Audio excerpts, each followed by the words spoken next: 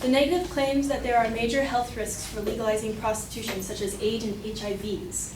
I respond to that by brothel owners and prostitutes know that the risks of HIV and AIDS are dangerous, and it would not benefit both of them if they contracted these diseases. Heisenberg and Brent say that both prostitutes and the owners of brothels know the risks of even minor STDs and know that the prostitute would not be able to work, and it would not benefit either of them if the prostitute can't work. Also mentioned is health problems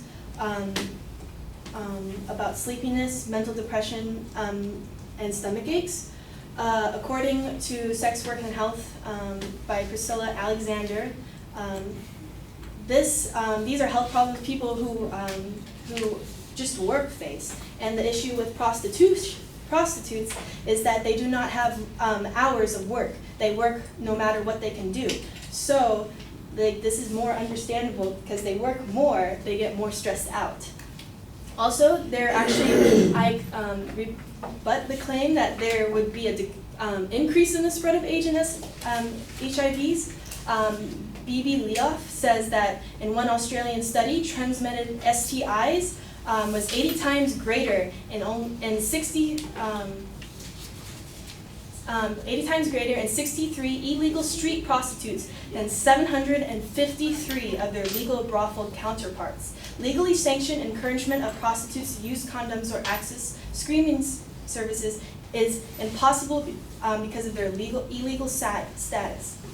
Occupational health and safety law is applied to prostitutes in lawful brothels, but not to their counterparts on the streets. On their claim about prostitution not being safe, illegal prostitution has become even more unsafe.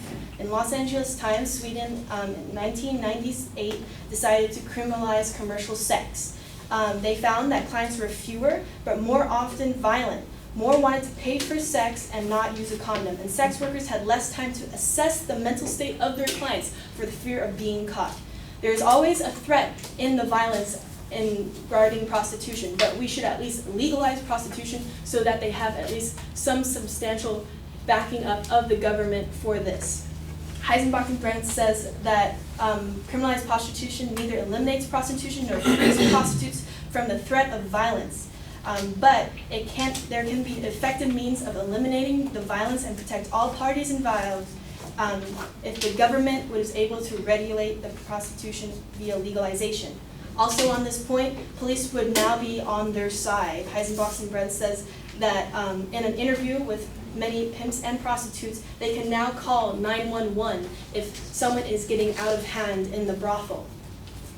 Melissa Dittmore, PhD, says that police do not if prostitution is illegal, police do not simultaneously seek to arrest prostitutes and protect them from violence.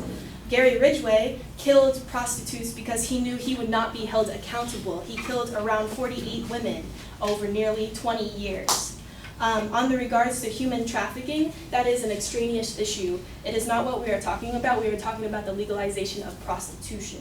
Also on the claim of prostitution being immoral, the negative claims that legalization of prostitution would send a message to new generations that women are sex icons.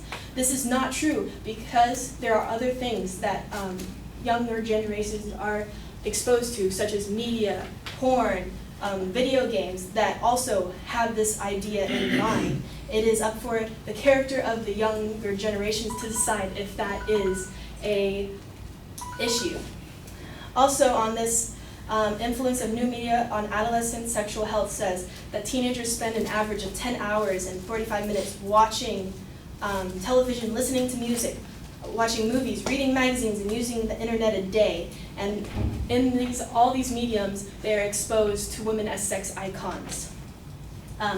What I'm basically saying is prostitution would not be that big of a jump. Also, women have the right to do with their bodies as they please. The Atlanta Journal says the difference between the sex worker and the professor who takes money for the use of the particular intimate part of her body, namely her mind, is not the difference between a good woman and a bad woman. It is usually the difference between a prosperous, well-educated woman and a poor woman with few employment options. Do not take those options away from a poor woman. Thank you.